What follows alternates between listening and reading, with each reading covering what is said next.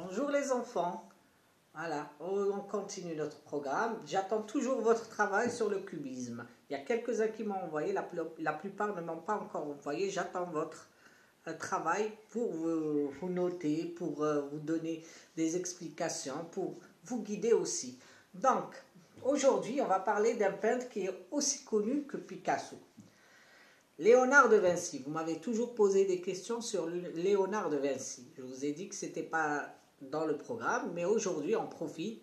On va parler de Léonard de Vinci qui est né en Italie, en Toscane, à Vinci, en 1453. Il est mort en 1519 en France. Donc, qui est Léonard de Vinci? Léonard de Vinci avait le don très très jeune. Donc, à 5 ans déjà, il était dans des ateliers d'un peintre. Son père l'a envoyé faire une formation de peintre parce qu'il avait décelé en lui le don de peintre. Donc, c'est un peintre qui est très connu. Ce n'est pas que pour ses peintures et ses toiles, mais il a pas beaucoup de toiles, Léonard de Vinci. Si on compte vraiment les toiles qu'on a trouvées, une vingtaine, c'est tout. Pourquoi? Parce qu'il consacrait sa vie à d'autres intérêts qu'il aimait. Donc, il faisait aussi de la science, il était aussi architecte, il faisait beaucoup de choses. Il a fait même des spectacles avec des personnages et tout. Il s'intéressait à tout. C'est un personnage qui s'intéressait à tout. Donc, je vous ai dit qu'il a fait une formation et à 20 ans, il a commencé à faire ses premières toiles. À 20 ans, il a commencé à faire ses premières toiles. Il a fait même des œuvres sur des murs, comme la Seine, qui n'est pas finie vraiment à 100%. Il a fait la Vierge, il a fait plusieurs toiles, mais la plupart sont inachevées, parce qu'il n'a jamais eu le temps de finir. C'est l'un des peintres qui a prouvé la perspective. Quelle perspective? La perspective atmosphérique. C'est quoi la perspective atmosphérique?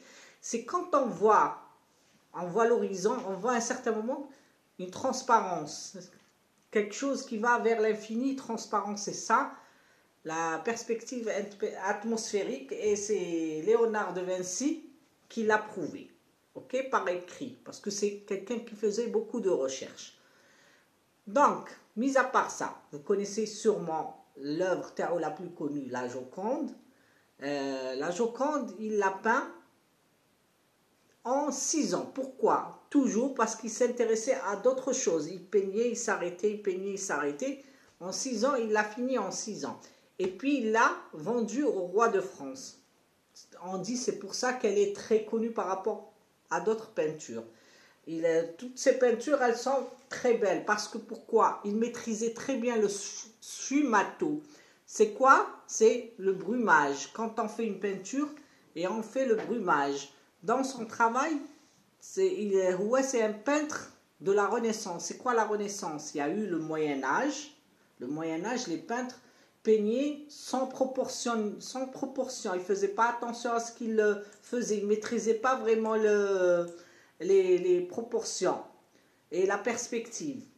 D'ailleurs, dans cette période, le Moyen-Âge, il n'y avait pas encore de toile et tout. Les peintres peignaient sur les recueils ou sur les vitraux. On les voit d'ailleurs jusqu'à présent, les vitraux, les églises et tout. Donc, la Renaissance, c'était quelque chose de nouveau. Tous les peintres peignaient autrement, en faisant très attention aux proportions, à la perspective, aux détails. Donc, ils reproduisaient. C'était du réalisme, du figuratif en même temps.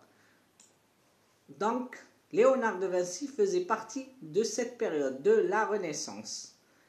Léonard de Vinci, je vais vous envoyer encore des vidéos concernant ses œuvres et ses travaux.